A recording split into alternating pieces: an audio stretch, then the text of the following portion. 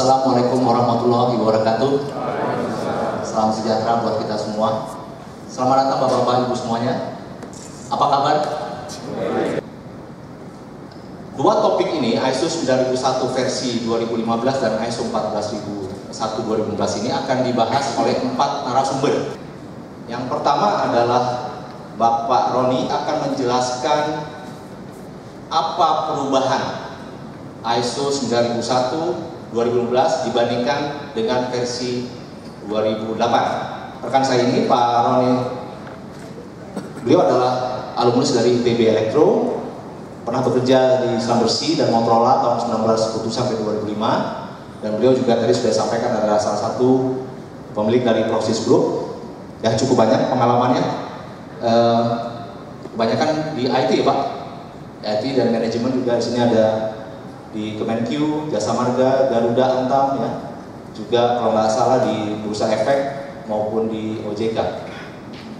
Beliau sendiri adalah Certified Auditor untuk ISO 9000, juga ISO 20000 ya. ISO 20000 ini adalah standar manajemen untuk IT. Kemudian ada ISO 20301, TL 9000 dan ISO 91. Mari kita mulai di acara yang pertama ya, yaitu topik yang sudah ditunggu, yaitu ISO 91 versi 2015 Quality Management System Requirement oleh rekan saya Pak Roni Sutrisno. Ya, saya putarkan ke Pak Roni, silakan. Terima kasih.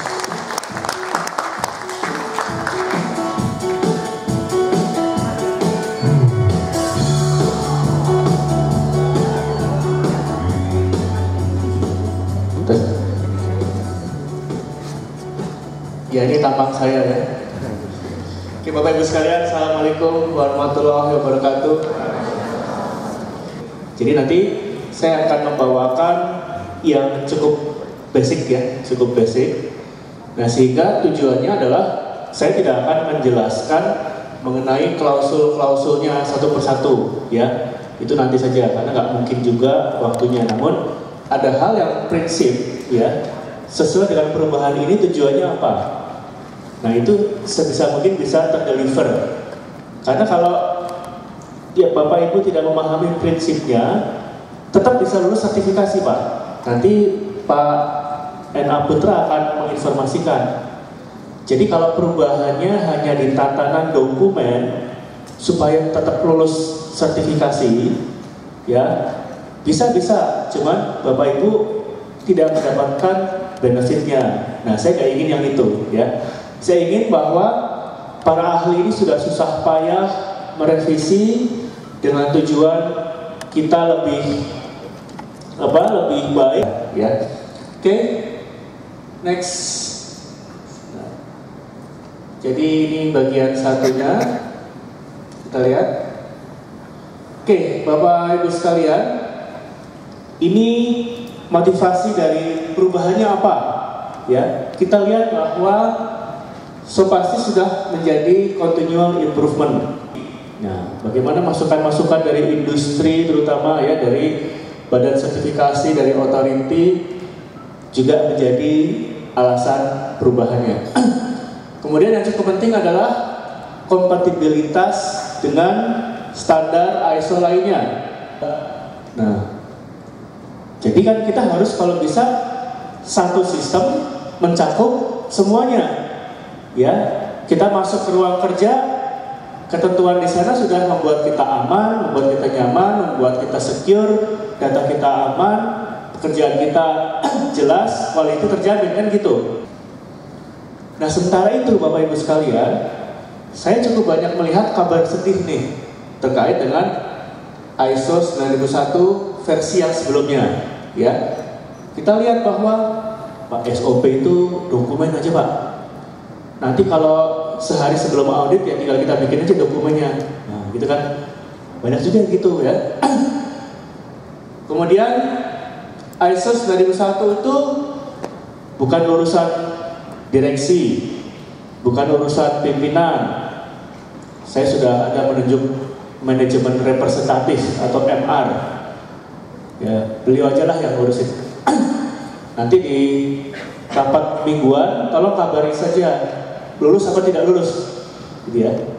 Jadi mahal-mahal ISO hanya untuk didengar kabarnya lulus atau tidak lulus. Nah, ini menyedihkan juga. Kemudian juga Pak, saya ini sudah menerapkan ISO dari tahun 1988. Tadi kan ISO pertama 87 ya. Setahun kemudian 88. Tapi sepertinya kita masih banyak kesulitan. Sering ada komplain, sering reject, sering ekspor dibalikin lagi, ya. Sehingga saya tidak merasakan manfaatnya. Nah, ini adalah hal-hal yang sebetulnya disayangkan terjadi, ya. Orang-orang pinter di ISO seperti yang disampaikan oleh Ibu Koni tadi, itu bukan orang sembarangan, ya. Itu adalah para praktisi, akademisi dan lain-lain juga sudah mengantisipasi ini nih, ya. Bagaimana hal ini bisa paling tidak ditekan. Nah, inilah adalah sebetulnya mengapa kita menyambut datangnya ISO 9001-2015 itu.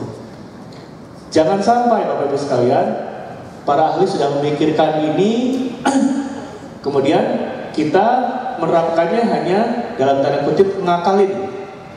Pak, itu kan gampang Pak, itu tinggal diubah aja ininya Pak. Nanti dokumennya diubah sedikit Pak. Kan sebetulnya dokumen yang lama juga masih bisa Pak.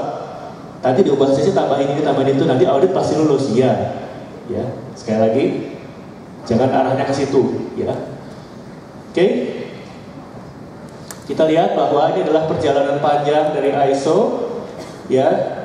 Jadi memang kita lihat bahwa dokumen ini muncul bukan dibuat asal-asalan, tapi merupakan serangkaian proses, ya. Dari mulai tahap awal kita melihat berapa proses, berapa tahun, ya sudah 3 tahun, dan setiap kali naik ke fase pengembangan berikutnya sampai ke rilis itu betul-betul diuji dan di bail out, voting, ya. Jadi ini lebih detail daripada pembuatan undang-undang mungkin. Dan di sini nggak ada politik-politikan, ya. Jadi transkripnya nggak ada yang tersebar apa itu nggak ada. Next, oke, ini adalah prinsip perubahannya, Bapak Ibu sekalian. Nanti akan saya jelaskan apa itu yang namanya Annex SL, ya. Nah, kita lihat poin 2 ini sangat fundamental. Kalau ISO yang dulu kita dimulai dengan menentukan proses, ya. Nah, ISO yang sekarang ini memulai dari konteks dulu. Apa itu konteks? Konteks adalah kita memandang organisasi kita, ya. Kuatnya di mana, weakness-nya di mana, mau dibawa kemana, ya. Contohnya kalau organisasi kita 3 bulan lagi mau ditutup gitu, ngapain kita menerapkan sistem manajemen mutu kan gitu, ya. Tapi kalau organisasi kita betul-betul akan terjun ke kancah internasional misalkan, atau betul-betul menjadi kompetitif akan bermain di pasar global di Amerika, di Eropa, akan bermain di situ, tentunya sistemnya akan berbeda apabila kita hanya bermain di lokal, regional atau nasional, ya. Sehingga sistem bisa berbeda tergantung dari konteks yang akan kita address. Nah, ingat, pihak yang berkepentingan terhadap kita, pertama customer, kedua mungkin ada otoritas, ketiga pemilik, keempat masyarakat sekitar, ya. Pegawai gimana? Masuk nggak pemangku kepentingan? Masuk, ya. Jadi jangan hanya membuat proses yang membahagiakan orang lain, kitanya susah, jangan, ya. Nah, baru kita manage ke proses. Kalau dulu langsung ke sini, ya. Sehingga banyak proses yang tidak relevan kita manage. Proses yang tidak important kita manage, ya. Kemudian ada hal yang cukup fundamental tadi, sudah disampaikan oleh Pak Zul di awal.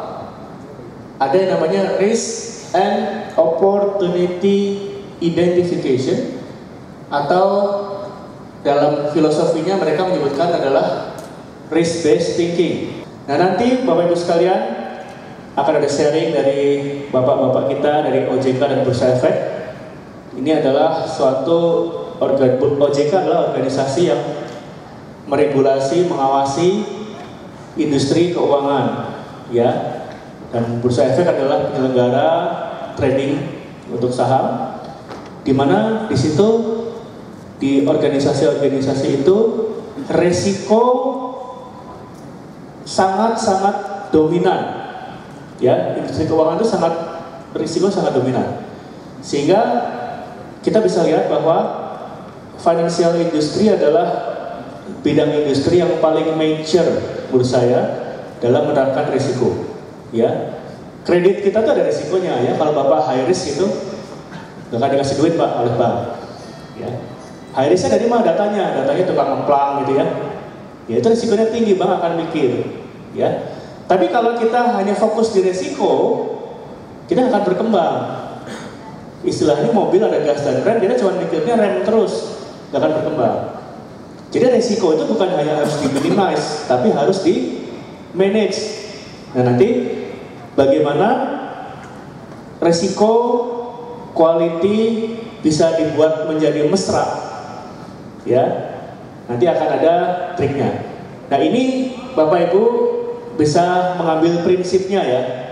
Jadi bagi organisasi-organisasi di sini yang mungkin sudah kelasnya enterprise bisa mengambil nih prinsip atau idenya, ya. Nah, bagi organisasi-organisasi yang mungkin masih agak asing dengan risk, ini kita bisa menerapkan dengan cara yang lebih sederhana, ya. Tapi saya sampaikan bahwa saya nggak ingin kita ngakalin asal lulus Pak.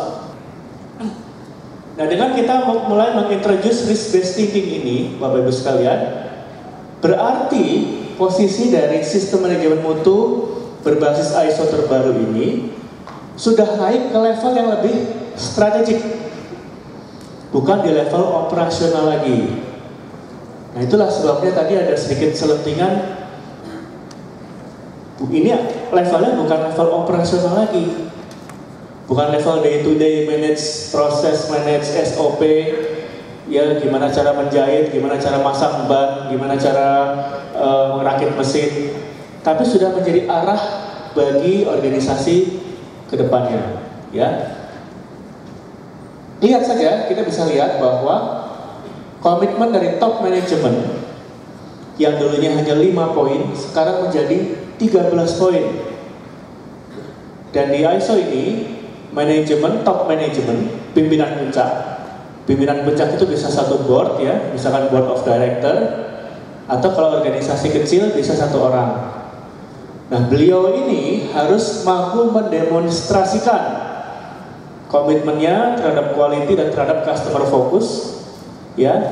Dan itu pada saat audit tentunya auditor akan melihat, ya. Nanti Pak Ena Putra akan menyampaikan nih, ya.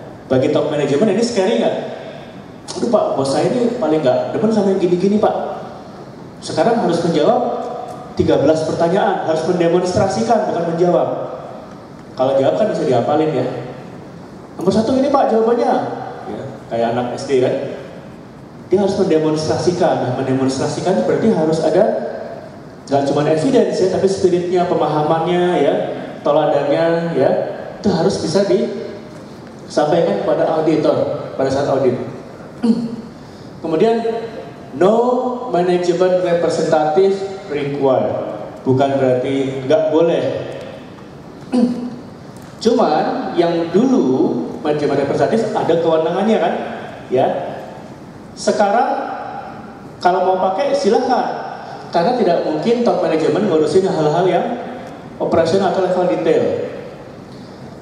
Tetap ada, ya, namun posisinya tidak menggantikan, bukan sebagai delegation of authority, tapi sebagai lebih kepada mengkoordinasikan, ya. mengkoordinasikan audit, mengkoordinasikan penyusunan proses, ya dan seterusnya. Boleh. Ya, jadi tapi tanggung jawabnya tetap ada di top management. Kalau Bapak Ibu sudah menerapkan OSAS 18001, ini sebenarnya sudah berlaku, di sana tidak ada MR. ISO 27001 Information Security juga tidak mensyaratkan adanya MR, walaupun praktikalnya tetap menggunakan. Jadi Bapak Ibu selamat yang MR tidak jadi PHK, ya bisa tersirat kembali. Bahkan peran Bapak Ibu sebagai yang menyampaikan ke MR, ke top management, sebagai penjembatan top management dengan level floor untuk dalam rangka implementasi menjadi lebih signifikan. Ya, nah jadi tetap ada, boleh, walaupun tidak ada persyaratannya lagi, ya. Kemudian hal terakhir, Bapak Ibu sekalian, dari slide ini masih ada satu slide lagi untuk prinsip perubahan ini adalah masalah dokumentasi, ya. Kalau dulu disebutkan ada yang namanya documented procedure, ada berapa tuh? Yang suka ngitung-ngitung, ada 6 Pak, ya. Control of document, control of record, internal audit, corrective action, preventive action, dan control of non-conformity. Ya, nah kan jadinya bias kan? Berarti yang selain dari 6 nggak apa-apa ya Pak? Akhirnya sekarang sudah tidak ada lagi yang namanya wajib-wajiban, ya. Dan kemudian formatnya pun boleh terserah, tidak harus dalam bentuk prosedur, ya. Tapi bisa informasi yang terdokumentasi dalam media apapun, Bapak Ibu. Sekarang banyak organisasi yang memanage prosesnya di dalam sebuah corporate portal. Banyak nggak? Jadi ketika Bapak Ibu buka browsernya pagi hari, langsung muncul portalnya dulu kan? Ada message from CEO, ada proses, ada berita, ada chatting, ada schedule, agenda gitu ya. Boleh manage di situ saja. Why not gitu ya? Proses, ketentuan, aturan, taruh di situ. Nah, sebetulnya ISO yang terbaru ini hanya mensyaratkan 4 informasi yang harus dokumentasikan. Ya. Pertama scope, kedua proses bisnis, ya mau dalam flowchart, mau dalam apa terserah. Kemudian quality policy dan quality objective, ya. Bapak Ibu bisa lihat di websitenya ISO juga ada, atau nanti akan saya pasang di website Proxys. Scope, business process, quality policy, quality objective, ya. ISO hanya mensyaratkan 4 itu. Wah Pak, kalau gitu gampang lulus dong Pak. Yang penting 4 itu ada, nggak ada major ya Pak. Nah, jangan balik lagi ke situ Pak. Kita ini mau efektif. Jadi kalau Bapak Ibu efektif menerapkan ISO, major nggak ada deh. Ya. Sekarang fokusnya bukan ke dokumen lagi, ya. Bapak Ibu sekarang bekerja koordinasinya mungkin lebih banyak pakai WhatsApp, pakai BBM, ya. Bapak Ibu nyetir tadi dari rumah ke sini, lihat SOP nggak? Kalau ada lampu merah apa sih harusnya ya SOP-nya? Lampu kuning apa? Harusnya enggak kan? Bapak Ibu sudah otomatis, ya. Mengenai aturan-aturan lalu lintas Bapak Ibu sudah ingat, ya. Tidak perlu ada prosesnya. Jadi proses, tapi mungkin di beberapa organisasi tetap harus ada proses yang baku, tergantung nature of organisasinya, ya. Kemudian, nah ini tadi tidak ada namanya dokumen wajib ya, wajib, sunnah, makruh tuh nggak ada lagi di sini. Nah ini yang cukup menarik Pak. Tidak ada ketentuan tentang pengecualian, ya. Nah bagi Bapak Ibu yang sudah menerapkan ISO 9001 versi 2008. Ada kan kita boleh mengecualikan klausul berapa itu? 7 ya. Nah, tidak ada aturannya, namun boleh dengan justifikasi. tanpa ada batasan. Nah, ini dia.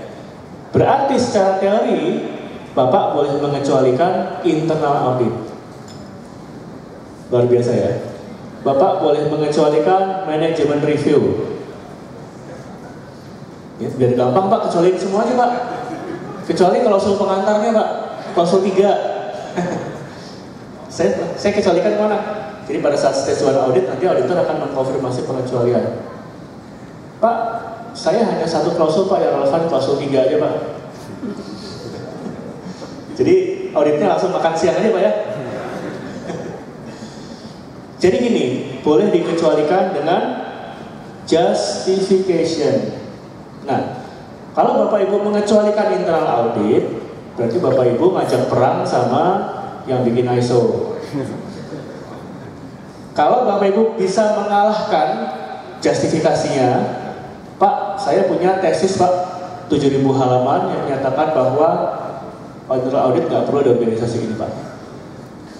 Terus menang gitu, auditor, betul Pak, betulnya ISO yang salah Pak. Auditor terkagum-kagum itu ya nggak apa-apa. Ya. Boleh Pak, secara teori. Ya. Secara prakteknya gimana? Nah ini sebetulnya Bapak Ibu sekalian, bagi yang sudah menerapkan ISO 27001, ya mungkin ada di sini beberapa, sama nih ada aturan begini, ya. Jadi ISO model begini ini sudah diterapkan di sebelum ISO 9001. Ada namanya Statement of Applicability atau SOA. Pada stage 1 ada sesi kita perang dengan auditor pada saat sertifikasi ya. Jadi Bapak Ibu yang belum sertifikasi itu ada namanya 2 stage oleh badan sertifikasi. Nanti Pak Putra akan menyampaikan proses sertifikasi. Tapi intinya setiap audit sertifikasi ya, audit untuk memastikan organisasi Bapak Ibu boleh nggak mendapat sertifikat ISO. Itu ada 2 kali. Yang pertama adalah stage 1 ya, mengaudit secara garis besarnya, secara fundamental, dan stage 2 audit untuk implementasinya. Nah, pada stage 1 akan di-challenge justifikasinya kira-kira bisa diterima apa tidak. Nah, ketika Bapak mengecualikan banyak-banyak klausul dan pada saat stage 1 Bapak Ibu akhirnya justifikasinya tidak dapat diterima, berarti pada stage 2 itu harus di-include ya. Jadi sekarang hati-hati Bapak Ibu dalam mengecualikan. Kalau memang aktivitasnya tidak relevan, misalkan ada klausul yang namanya post delivery ya, bahwa setelah kita mendeliver aktivitas atau barang atau service, kita sudah tidak responsibel lagi terhadap hal tersebut. Bapak kecualikan boleh dengan justifikasi tidak relevan terhadap aktivitas organisasi ini ya. Hanya begitu-begitu bisa ya. Jadi tapi tetap boleh prinsipnya dan boleh apapun, tidak dibatasi. Kemudian ada beberapa persyaratan yang dihilangkan atau baru. Jadi untuk resource ya, selain sumber daya manusia, infrastruktur dan lingkungan, ini adalah sumber daya yang sudah di-define di dalam ISO sebelumnya. Ada tambahan lagi Pak ya, yaitu perangkat ukur dan monitoring. Mungkin bagi yang sudah menerapkan ISO 9001 versi sebelumnya, ini ada di klausul 76. Apa itu? Kalibrasi ya, kalibrasi. Terus kemudian ada yang namanya organization knowledge ya. Organization knowledge ini adalah suatu knowledge, bukan kompetensi pegawai, bukan kompetensi persorangan ya, yang harus kita manage ya, kompetensi organisasi. Ini menjadi sumber daya juga. Kemudian terdapat yang baru, release and post delivery ya, tadi saya sudah sebutkan. Layanan baru atau produk baru sebelum kita jual, kita rilis dulu ya. Mobil motor Pak, kan nggak langsung dari pabrik model baru langsung dijual kan, dipastikan dulu kan showroomnya, salesnya, distributornya, spare partnya, bengkelnya ya, itu rilis namanya. Kemudian post delivery, jika kita sudah deliver service, apakah masih ada tanggung jawab kita apa tidak? Jika ada peraturannya. Kemudian preventive action tidak ada lagi ya, dalam tanda kutip secara tersurat, tapi sudah tersirat ke dalam risk and opportunity. Kemudian adanya ketentuan tentang change management. Kalau kita ada modifikasi baik di organisasi, di level organisasi atau di level produk, ya, itu harus ada namanya change management. Nah, ini juga hal yang baru.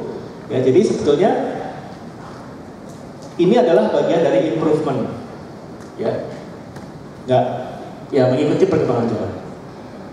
Kemudian saya ingin juga menyampaikan lagi, ini adalah perubahan dari ISO struktur tadi. Saya jelaskan di awal, adanya Annex SL atau ISO Guide 83. Jadi standar sistem manajemen setelah tahun 2012, ya, akan seperti ini semua. Ya, bab 1 sampai bab 10-nya sama. Bab 0 sebetulnya, introduksi ini bab 0. Ya, dengan demikian tentunya akan lebih mudah untuk kita mengintegrasikan. Karena klausul internal audit pasti akan di klausul 9. Ya. Kalau yang dulu kan Bapak Ibu mungkin menerapkan 14001 dan 9001 berbeda ya. 14001 cuma satu klausul itu sebetulnya. Tapi banyak isinya. Ya. Nah, ini akan lebih enak ya dan lebih nyaman dalam mengintegrasikan. Kita tidak perlu mapping lagi. Sudah kelihatan by ya. Mana nih PDCA-nya nih? Ya, saya kira 4, 5, 6 ini plan ya. Betul kan? Kemudian support dan operation. Apa ini? Ini apa ini? 9. Check dan ini action. Ya, very clear. Kemudian kita akan lihat lagi masalah yang lain. Sudah. Oke, ini jadi klausul 0 sampai klausul 3 adalah normative clause ya. Bukan merupakan persyaratan atau klausul yang diimplementasikan. 4 sampai 10 adalah persyaratannya. Ya. Kemudian kita akan lihat lagi bagaimana perubahan dari kita pembangunan ya. Seperti yang sudah saya sampaikan sebelumnya bahwa kalau versi lama 2008 kita mulai dari identifikasi proses dan KPI proses atau proses performance, kemudian kita identifikasi dokumen, formulasikan objektif, authority dan responsibility, kemudian akuisisi sumber daya, implement, audit dan improve. Ya, jadi kalau Bapak Ibu ingin menerapkan ISO 9001 dulu biasanya dilakukan dengan cara seperti ini. Ya, step-stepnya ini sesuai dengan sistematika dari ISO yang lama. Nah, bagaimana dengan yang terbaru? Ya, kita lihat bahwa kita beginning with the end of mind. Ya, jadi kita pahami dulu konteksnya. Tadi bagaimana keadaannya, mau dibawa kemana, apa kurang lebihnya, dan apa tantangannya ya. Kemudian identifikasi siapa stakeholder atau interested party. Kemudian identifikasi proses dan kinerja proses, tanggung jawab wewenang. Poin 5, lakukan risk and opportunity, memprioritaskan mana yang proses yang kritikal, mana yang kritikal. Ya, tadi kita identifikasi proses pengadaan ATK yang mungkin kritikal atau tidak ya, sehingga kita punya nih, kita bisa meng-highlight bahwa ini adalah yang kritikal Pak. Ya, kemudian selanjutnya akan sama, kita akuisisi sumber daya dan implementasi audit dan improve. Ya, jadi ada hal yang cukup mendasar tadi. Nah, Bapak Ibu sekalian, strategi G2-nya seperti apa? Ya, saya kembalikan ke Bapak Ibu sekalian. Ada dua cara. Yang pertama adalah cara pandang ISO yang lama, tapi ditambahkan, di add-on. Ya, ini yang saya tidak harapkan sebetulnya. Sertifikasi bisa Pak, tapi no additional benefit. Ya, bagaimana caranya ini? Ya kita lihat aja apa bedanya. Bedanya kita pasangkan. Pak, di yang lama tidak ada release tadi, tambahin prosedur release. Di yang lama tidak ada risk and opportunity, tambahin satu lembar risk and opportunity. Di yang lama tidak ada namanya post delivery, tambahin prosedur post delivery. Ya, yang lama nggak ada apa, yang baru ada apa, tambahin. Ya, bisa nggak? Bisa. Cuman tidak sesuai dengan keinginan yang membuat ISO, ya. Nah, bagaimana yang lebih baik adalah kita langsung cara pandang yang risk-based thinking tadi, ya. Nanti bisa di-share, kita bisa lihat bagaimana hal itu sebetulnya sudah diimplementasikan oleh industri finansial dari zaman baheula, ya. Nah, ini kita akan mendapatkan benefit. Nah, poin-poin apa saja itu? Ya, pertama kita harus benar-benar pemahaman konteks organisasi, ya. Sehingga pada saat sesi awal sangat baik apabila kita berinteraksi dengan top management untuk mengetahui konteks kita. Ya, jadi kalau Bapak Ibu ingin membuat sistem, Bapak Ibu harus tahu dulu tadi 4 hal ya, konteks ya. Kemudian bagi perusahaan-perusahaan menengah kecil, sudah saatnya Bapak Ibu, mungkin perusahaan yang cuma 5-10 orang ya, mungkin di sini ada juga yang hanya 20 orang, belum sama sekali memikirkan tentang risiko, tentang risk management. Sudah saatnya Bapak Ibu mulai berpikir ke situ. Ya, karena banyak sekali sebetulnya risiko-risiko ini yang tidak kita antisipasi dan setelah menumpuk itu menjadi kendala. Ya, contohnya disintegrasi dari organisasi, ya, karena kurangnya peraturan, kurangnya governance, ya, mungkin itu menjadi justru itu yang menyebabkan habisnya organisasi. Kemarin saya mengikuti di OJK ada namanya Risk and Governance Summit ya. Itu yang membicara ya, termasuk namanya Pak Ida. Pembicara adalah bosnya Gojek. Ya. Jadi bosnya Gojek itu umur 31 tahun. Sudah memanage 250.000 orang.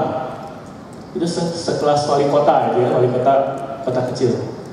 Dia bilang dan disitu disampaikan bahwa tidak ada organisasi yang hancur karena persaingan sebetulnya. Tapi organisasi hancur karena kurangnya aturan, atau aturannya hanya di level operasional, tidak menggigit sampai ke semua level. Akhirnya terjadi disintegrasi dan itu yang hancur. Ya. Nah, jadi ini sangat penting sekali bahwa risiko-risiko itu diidentifikasi di awal. Kadang-kadang kita meremehkan satu hal karena kita terlalu fokus kepada pelanggan, akhirnya malah kehancuran ada dari dalam. Ya. Kemudian, nah sekarang nggak bisa lagi nih. Pimpinan bilang silahkan urus, silahkan atur di laporan mingguan atau laporan bulanan. Saya ingin dengar kabarnya, dapat sertifikat atau tidak. Ya, ini akan sulit kita bisa efektif. Kemudian silahkan Bapak Ibu manfaatkan teknologi untuk memanage proses kita, mau dengan portal, dengan video, dengan audio, dengan TV, dengan multimedia, dengan apapun, proses didokumentasikan. Ya, dokumentasi bukan hanya dalam bentuk prosedur, bukan hanya dalam bentuk paper, apapun. Ya, mau dalam bentuk video, apapun nanti Pak Gede akan menyampaikan. Ya, nah ini adalah 4 kunci sukses.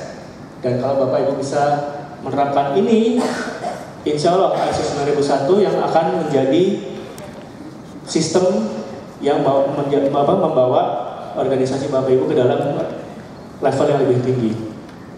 Ya. Nah, Bapak Ibu sekalian, saya ini bab 2 adalah interpretasi saya terhadap klausul 9001/2015. Ya. Kalau Bapak Ibu standarnya dari mana Pak? Bapak Ibu beli, ya, Bapak Ibu beli standarnya. Tadi BSN bisa, online juga bisa, datang bisa, silaturahmi ke BSN, online juga bisa. Ya, bahasa standar nanti kalau Bapak Ibu sudah membeli dan membaca, atau sebelumnya sudah pernah menerapkan, bahasanya bahasa manajemen, yang mungkin bagi pemula cukup sulit, ya. Pak ini maksudnya apa ya Pak? Pak ini maksudnya apa sih? Terus kita mesti gimana nih? Organisasi harus gini, ya. Bahasa Inggris lagi. Nah, jadi kalau Bapak Ibu yang, waduh, ada nggak sih Pak? Saya ingin dapatkan inti-inti klausulnya. Ini maksudnya apa sebetulnya? Nah, Bapak Ibu kan sudah mendapatkan materi ini, ya. Jadi bagian 2 itu lebih ke interpretasi kami ke dalam bahasa yang lebih mudah. ya. Sehingga Bapak Ibu nanti ketika pulang ingin menerapkan dan harus menceritakan kepada manajemen, Bapak Ibu bisa cukup mudah memahami dari sini. Ini adalah konteksnya, ya, konteks diagramnya. Dan selanjutnya kita lihat adalah persyaratan-persyaratan yang sudah saya pack menjadi bahasa sederhana, ya, dan bahasa Indonesia. Good news. Kalau yang standar versi SNI katanya masih digodok tuh, ya. Nah, jadi organisasi harus menentukan isu internal dan isu eksternal yang relevan. Isu eksternal adalah ini. Isu internal adalah ini. Yang dimaksud dengan isu adalah, jadi kan mudah ya, ya. Nah, ini Bapak Ibu saya tidak ingin bahas satu persatu, ya, karena waktunya juga akan mungkin lama, ya. Tapi Bapak Ibu ini bisa Bapak Ibu baca sendiri dan saya coba kondisikan dengan bahasa yang cukup sederhana, ya. Jumlah halamannya banyak nih, mungkin sampai 15 sampai sekitar halaman 50. Tapi tulisannya besar-besar, ya. Jadi saya harapkan Bapak Ibu bisa membaca, dan kami sangat welcome apabila Bapak Ibu ingin menanyakan via email, ya, atau mungkin nanti bisa, Pak, datang dong perusahaan kami gitu. Mungkin bisa workshop 1-2 hari untuk bisa menjelaskan ini, ya, atau bagaimana. Kalau email gratis, Pak. Ya, sekarang kan email itu sudah saya di mana-mana, ya, bisa reply email via handphone, ya. Jadi ini kami harap ini bisa menjadi bekal Bapak Ibu dalam menginterpretasikan standar itu, dan juga bisa mengkomunikasikan kepada manajemen, ya. Nanti ada persyaratan untuk klausul 4, klausul 5 untuk komitmen, ya. Nanti 13 komitmen itu seperti apa saja bisa dilihat di sini, ya. Misalkan pimpinan ingin menanya, Pak, bad news, Pak Bos, sekarang ada 13 komitmen manajemen yang harus demonstrasikan pada saat audit nih. Bapak Ibu nggak bisa ngumpet lagi. Kalau kemarin Bapak pada saat audit kan pasti liburan. Kalau sekarang nggak boleh, Pak, karena demonstrasi itu nggak bisa didelegasikan. Kalau dia ensure, top management shall ensure, boleh delegasikan kan, memastikan. Tapi kalau mendemonstrasikan, beliau tidak hadir, berarti sudah mendemonstrasikan untuk tidak komitmen, betul nggak? Jadi sekarang nggak bisa liburan lagi, Pak, pada saat audit. Nah, nanti di sini bisa dilihat apa saja persyaratan-persyaratannya, ya. Jadi welcome questions via email, via website kami, post di situ atau apapun, atau nanti bisa berikan kepada kami, kan nanti kontak akan diberikan, ya, terkait dengan ini. Jadi message saya adalah Bapak Ibu sekalian, ini kesempatan yang cukup baik untuk kita improve, untuk kita bisa melibatkan pimpinan, untuk kita teman-teman menjadi driver bagi improvement organisasi di level yang strategik, bukan lagi di operasional, ya. Jadi teman-teman yang dipercaya untuk mengolah ISO ini akan menjadi bagian dari strategik perusahaan, ya, akan juga berpengaruh terhadap pencapaian goal perusahaan atau organisasi. Nah, jangan sia-siakan ini.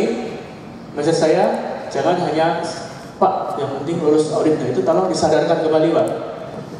Lulus audit itu hal yang gampang, Pak, ya, hal yang gampang. Tapi bagaimana kita efektif, bagaimana kita bisa improve, bahkan sustain, ya. Kalau dulu betul-betul semua adalah customer. Kalau sekarang adalah bisnis. Customer satisfaction, tapi business sacrifice jelek juga, ya. Sekarang adalah lebih strategik, risk based, ya. Baik bagi customer, risiko bagi perusahaan harus kita ambil, ya. Setelah kita desain melalui sistem, melalui risk and opportunity assessment. Semoga Bapak Ibu sekalian bisa mendapatkan benang merah dari filosofi dari ISO terbaru ini, ya. Sekali lagi Bapak Ibu sekalian, saya harapkan jadikan ini menjadi momentum untuk bagaimana ISO membenahi organisasi, mengimprove organisasi kalau itu sudah baik ke level yang strategik, ya. Demikian dari saya. Pada Pak Zul kami kembalikan lagi, dan mungkin ada sesi sharing, ya. Oke. Oke, tepuk tangan buat Pak Aroni.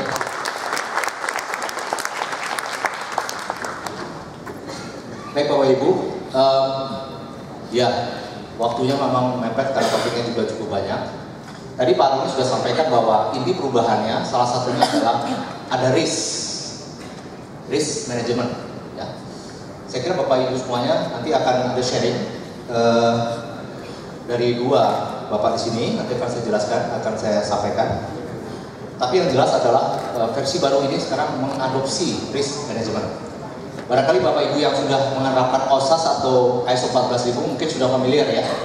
Risiko terhadap safety K3 atau risiko terhadap lingkungan. Hanya mungkin sekarang yang baru ini adalah risiko terhadap kualitas.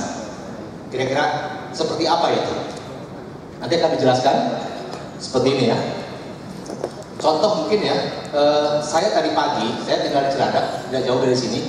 Itu saya berangkat jam 6, tapi sampai sini tuh kira-kira jam 8:30, 3,5 jam hampir, macet. Risikonya